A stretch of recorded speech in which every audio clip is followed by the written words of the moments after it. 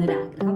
അപ്പോൾ അതിൻ്റെ പുറത്തായിട്ട് ഞാൻ സത്യം പറഞ്ഞാൽ മുടി ഞാൻ ഓൾറെഡി കെട്ടിയിട്ടുണ്ടാകും. പിന്നെ ഒരുപാട് കുത്തപ്പിനാറൊന്നും പണിയാൻ നിൽക്കുന്നില്ല. ഉള്ളൊരു എന്താ പറയുക അവസ്ഥയിൽ വെച്ച് അതിൽ നല്ലപോലെ സാരി എടുക്കും, ഫോട്ടോസൊക്കെ എടുക്കണം എന്നൊരു ആഗ്രഹം. സത്യം പറഞ്ഞാൽ അച്ഛൻ്റെ താഴെ വേറെ ആരുമില്ല, ഞാൻ അച്ഛനും മാത്രമേ ഉള്ളൂ. ഞാൻ വണ്ടി വരാൻ ഏൽപ്പിച്ചിട്ടുണ്ട് വീട്ടിലേക്ക് പോകാൻ. ഞാൻ ഇന്ന് എൻ്റെ വീട്ടിലേക്ക് പോകുന്ന സാധനമാണ് അല്ലെങ്കിൽ നൈറ്റ് പോകും. പക്ഷേ ഇപ്പം വീട്ടിൽ പോകാൻ കാരണം എനിക്ക് വൈകുന്നേരം ഡോക്ടറെ പോകണം. കാലിക്കറ്റാണ് ഹോസ്പിറ്റലിൽ പോകാനുള്ളത്. അപ്പോൾ വിശാഖ ഹോസ്പിറ്റൽ ബാങ്കിൽ നിന്ന് നേരത്തെ വിളിച്ചിട്ട് വിശാഖ കൂടിയിട്ടാണ് പോകുന്നത്. അപ്പോൾ എന്തായാലും ഇവിടെ വരെ വന്നതിനെ വിളിക്കേണ്ടത് വീട്ടിൽ വന്നിട്ട് എനിക്ക് എന്തായാലും എൻ്റെ ഫയൽസ് എടുക്കാണ്ട്, സ്കാനിങ് റിപ്പോർട്ട് എടുക്കാണ്ട്, അതുപോലെ തന്നെ പ്രീവിയസ് മെഡിക്കൽ ഹിസ്റ്ററിയൊക്കെ എടുക്കാനുണ്ട്. കുറച്ചധികം പ്രിപ്പറേഷൻസ് ഡോക്ടറെ കാണാൻ ആവശ്യമുണ്ട്. അപ്പോൾ അതൊക്കെ സെറ്റാക്കാൻ വേണ്ടി നേരത്തെ പോകുന്നുണ്ട്. അപ്പോൾ ഓക്കെ, അപ്പോൾ ഞാൻ എന്തായാലും സാരി ഏതാണെന്ന് സത്യം പറഞ്ഞാൽ സെലക്ട് ചെയ്തിട്ടില്ല. എനിക്ക് തോന്നുന്നു ഞാൻ ഓൾറെഡി പറഞ്ഞല്ലോ ആയ സമയത്ത് ഞാൻ സെറ്റിൽമെൻറ്റ് എടുത്തിട്ടുണ്ട്. അപ്പോൾ അതുകൊണ്ട് ഈ ഒരു കേരള ട്രഡീഷണൽ ആറ്റിലേക്ക് ഞാൻ പോകാൻ ആഗ്രഹിക്കുന്നില്ല. സത്യം പറഞ്ഞാൽ ബേബി ബ്ലൂമൊക്കെ വന്നതിന് ശേഷം എനിക്കൊരു സെറ്റ് സാരി ഉടുക്കണം എന്നായിരുന്നു കേട്ടോ ആഗ്രഹം. അപ്പോൾ ഞാൻ നോക്കട്ടെ എന്താണ് സെറ്റപ്പ് എന്ന്. സെറ്റ് മുണ്ട് എന്തായാലും ഞാൻ ഉടുക്കാൻ വിചാരിച്ചിട്ടില്ല. അപ്പോൾ ബാക്കി എന്താ സെറ്റപ്പ് അകത്ത് അത് കബോർഡ് തുറന്ന് നോക്കാം നമുക്ക് എന്താ ഉള്ളത് എന്നുള്ളത്. അതൊന്ന് അത്യാവശ്യം ഈസി ടു ഡ്രൈപ്പ് ആയിട്ടുള്ള സാരി തന്നെ നമുക്ക് സെലക്ട് ചെയ്യുകയും ചെയ്യാം. ഞാൻ ഓൾറെഡി കഴിഞ്ഞ വീഡിയോയിൽ ഞാൻ കാണിച്ചു തന്നു കേട്ടോ കബോർഡിൻ്റെ ഒക്കെ ഒരു അവസ്ഥ. ഞാൻ ഇല്ലാത്തതിന് പക്ഷെ എന്നാലും അത്ര ശോകമല്ല. അപ്പോൾ എൻ്റെ സാരികളൊക്കെ ഞാൻ സെറ്റാക്കി മടക്കി എടുത്ത് വെച്ചിട്ടുള്ളത് കൊണ്ട് തന്നെ പെട്ടെന്ന് പിക്ക് ചെയ്യുക, ഉടുക്കുക, അത്രേ ആവശ്യമുള്ളൂ. ഒരുപാട് എന്താ പറയുക ഒരു പ്രിപ്പറേഷൻസിൻ്റെ ആവശ്യമില്ല. എന്തായാലും അണ്ടർസ്കർട്ട് ഞാൻ എന്തായാലും ഓൾറെഡി എടുത്ത് വയ്ക്കുന്നുണ്ട്. ഇനിയിപ്പോൾ ഏത് സാരി ഉടുക്കും എന്നുള്ളതാണ് കൺഫ്യൂഷൻ. നിങ്ങൾ കാണാത്ത സാരി ഇപ്പം തൽക്കാലം ഉണ്ടാവാൻ ഒരു ചാൻസ് ഇല്ല.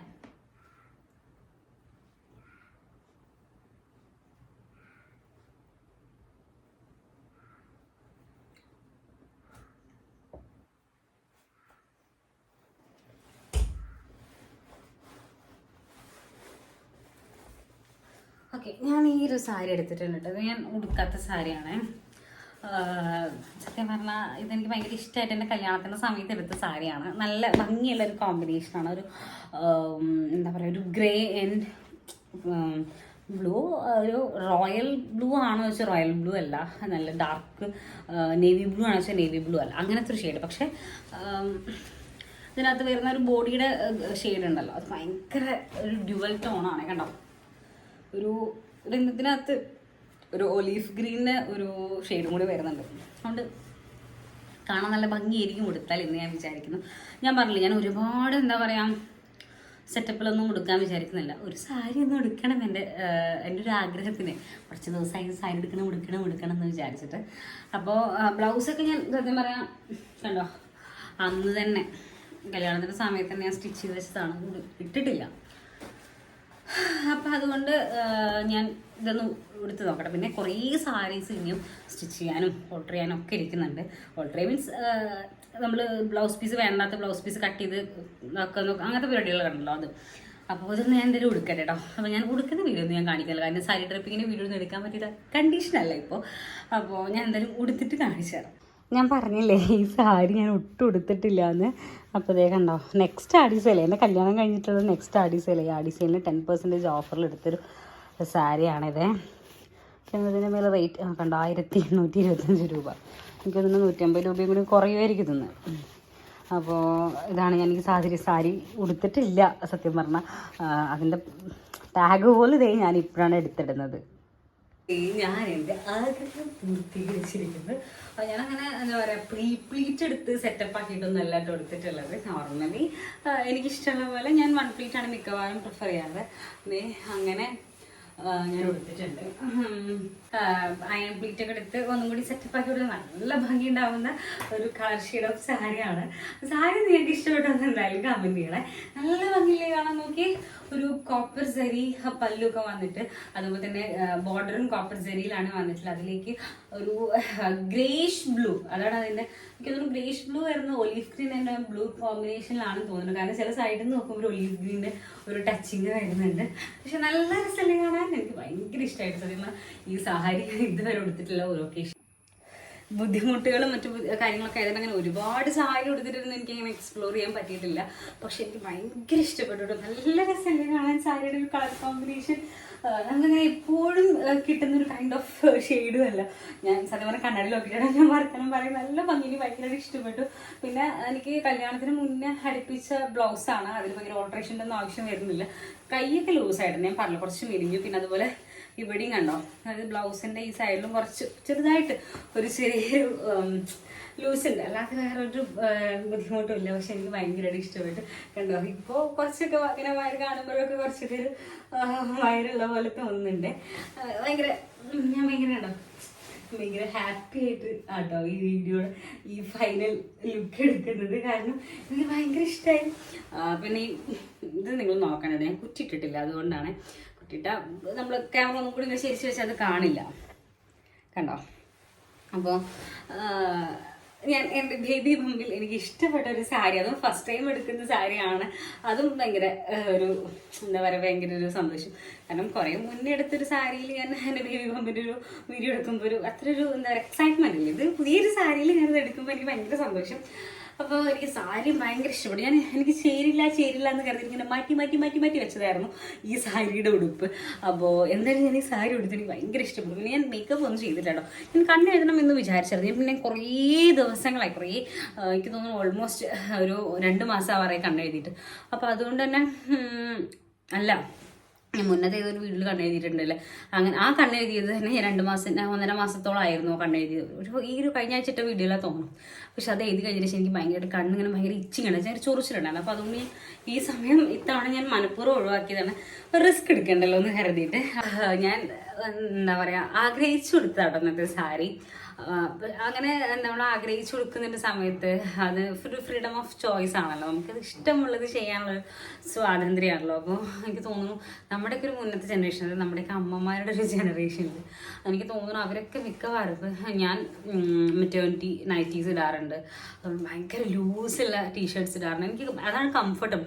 അതായത് വയറിൻ്റെ മേലെ ഇപ്പോൾ അങ്ങനെ പാൻസോ അല്ല അങ്ങനെ വരുന്നതിനോട് എനിക്ക് വലിയൊരു കംഫർട്ടബിൾ ആയിട്ട് ഫീൽ ചെയ്യുന്നില്ലേ. അപ്പോൾ ഞാനിങ്ങനെ ആലോചിക്കായിരുന്നു, നമുക്ക് ഇഷ്ടമുള്ള ഡ്രസ്സ് ഇടാനുള്ളൊരു ചോയ്സ് പോലും ഇല്ലാത്ത, അതായത് അതിനുള്ള സ്വാതന്ത്ര്യം പോലും ഇല്ലാത്തൊരു ജനറേഷനാണല്ലോ നമ്മുടെ മുന്നിൽ കഴിഞ്ഞു പോയി. നമ്മുടെയൊക്കെ ഫ്രണ്ടിൽ നമ്മുടെയൊക്കെ അമ്മമാരും വലിയമ്മമാരും ഒക്കെ ആയിട്ടുള്ള ആളുകളൊക്കെ, അമ്മമാരൊക്കെ, അവർക്ക് അങ്ങനത്തെ ഒരു ടൈപ്പ് ഓഫ് ആളുകൾ. ഞാൻ അത് എങ്ങനെയാണ് അവർ സസ്റ്റെയിൻ ചെയ്ത് പോകുന്നതെന്നാണ് ഞാൻ ആലോചിക്കുന്നത്.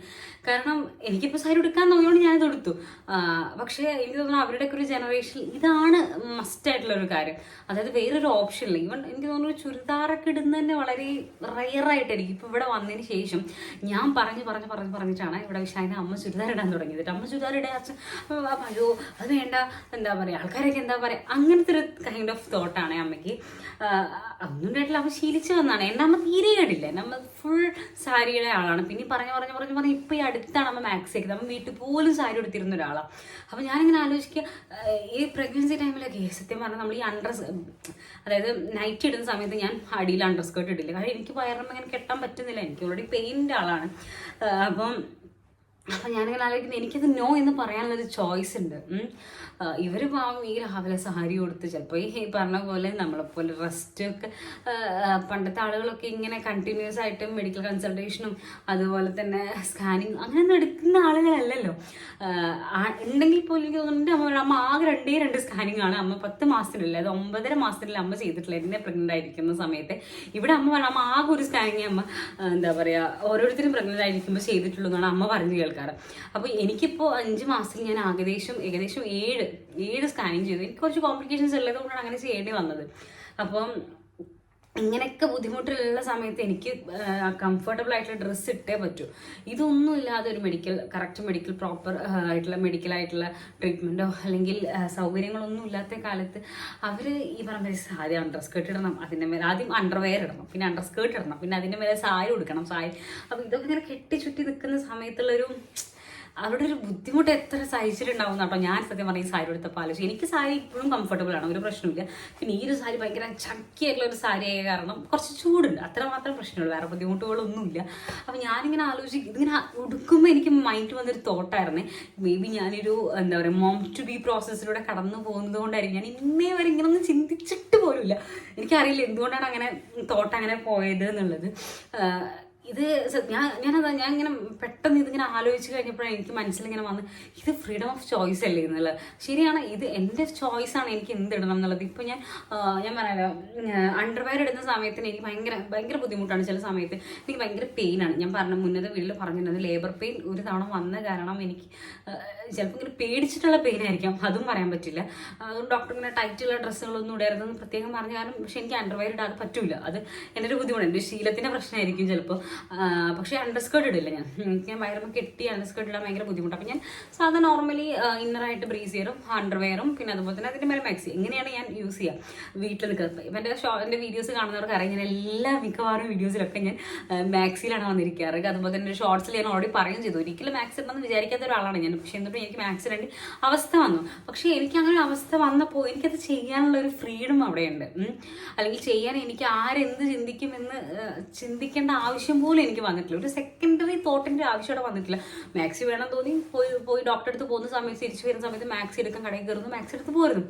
ഇതാണ് ആ പ്രോസസ്സ്. പക്ഷേ നമ്മുടെയൊക്കെ അമ്മമാർ എത്രത്തോളം സ്ട്രഗിൾ ചെയ്തിട്ടുണ്ടാവും എന്നുള്ളത് ഞാനിപ്പോൾ ഈ സാരി എടുത്തപ്പോഴാണ് എനിക്കിങ്ങനെ ശരിയാണല്ലോ എന്നുള്ളൊരു തോട്ട് വന്നത് കേട്ടോ. അപ്പോൾ ഞാൻ എന്തായാലും സാരി എടുത്തപ്പോൾ എൻ്റെ മനസ്സിൽ വന്നൊരു തോട്ട് നിങ്ങളായിട്ട് ഷെയർ ചെയ്തു എന്ന് മാത്രം.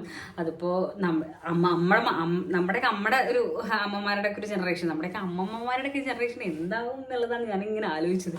അത് 1, 2 പ്രസവം എന്നല്ലല്ലോ, 10, 7, 8, 9, 10 പ്രസവമൊക്കെ ഉള്ള ആളുകളൊക്കെ ഉണ്ടല്ലോ. സമ്മതിക്കണം, സത്യം പറഞ്ഞാൽ സല്യൂട്ട് ചെയ്യണം.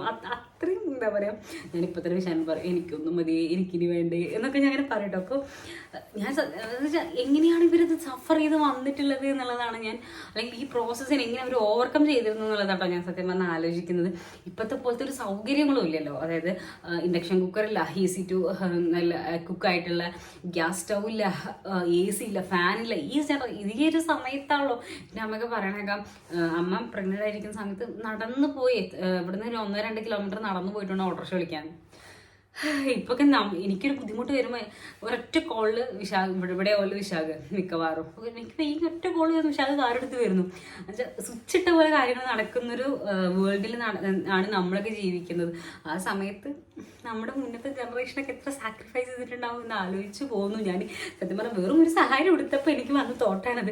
ചിലപ്പോൾ ഞാൻ പറഞ്ഞില്ലേ മോം ടു ബി പ്രോസസ്സിലാണല്ലോ ഞാൻ. അപ്പോൾ അതുകൊണ്ടുള്ളൊരു ആ ഒരു പ്രോസസ്സിൻ്റെ ഇടയിൽ വന്നൊരു തോട്ടാണ്. എന്തുകൊണ്ട് അങ്ങനെ വന്നതെന്ന് ചോദിച്ചാൽ സത്യം പറഞ്ഞാൽ ഐ ഡോണ്ട് നോ, എനിക്കറിയില്ല. ഈ വീഡിയോ ഞാനിവിടെ വൈൻഡപ്പ് ചെയ്യാണ്. സാരി സത്യം പറഞ്ഞാൽ എനിക്ക് ഭയങ്കരമായിട്ട് ഇഷ്ടപ്പെട്ടു. ഞാൻ ഇതിൻ്റെ ഇടയ്ക്ക് ഇങ്ങനെ സാരി ഉടുത്ത സമയത്ത് എനിക്ക് വന്നൊരു തോട്ട് നിങ്ങളുടെ ഷെയർ ചെയ്തു മാത്രം. അപ്പം ഞാൻ അതേ വീഡിയോയുടെ വൈൻഡപ്പ് ചെയ്യണം. നല്ല ഭംഗിയായിട്ട് എനിക്ക് തന്നെ ഫീൽ ചെയ്തു. അപ്പോൾ നിങ്ങൾക്ക് ഇഷ്ടപ്പെട്ടൊന്നും താഴെ കമന്റ് ചെയ്യണം. പിന്നെ ഞാൻ മുടി സാധാ പിന്നീട് ചീകിയിട്ട് പോലില്ല, ജസ്റ്റ് ഒന്ന് മുടി പിന്നിട്ടിട്ടേ ഉള്ളൂ. അങ്ങനെ പ്രത്യേകിച്ച് ഒരു മേക്കപ്പ് ഒന്നും ചെയ്തിട്ടില്ല. അപ്പോൾ വീഡിയോ ഞാനിവിടെ വൈൻഡപ്പ് ചെയ്യണം. ഞാൻ ഫുൾ ലുക്ക് ഞാൻ കാണിച്ചു തന്നിട്ടുണ്ടായിരുന്നില്ല. ഞാൻ വേണമെങ്കിൽ എൻ്റെ കുറച്ച് ഫോട്ടോസ് എങ്ങനെ ആഡ് ചെയ്യാൻ ഫോട്ടോ എടുക്കാൻ പറ്റിയ കേട്ടോ. അപ്പോൾ അത്രയേ ഉള്ളൂ. അപ്പോൾ വീഡിയോ നിങ്ങൾക്ക് ഇഷ്ടപ്പെട്ട ലൈക്ക് ചെയ്യാനും ഷെയർ ചെയ്യാനും സബ്സ്ക്രൈബ് ചെയ്യാനും മറക്കണ്ട. എൻ്റെ ഒരു കുഞ്ഞാഗ്രഹം, കുഞ്ഞൊരു ഹാപ്പി നിങ്ങളായിട്ട് ഷെയർ ചെയ്താട്ടോ. ഒരുപാട് വലിയ കണ്ടൻറ്റൊന്നും അല്ല, പക്ഷെ എന്നാലും ഞാൻ very happy to the sari.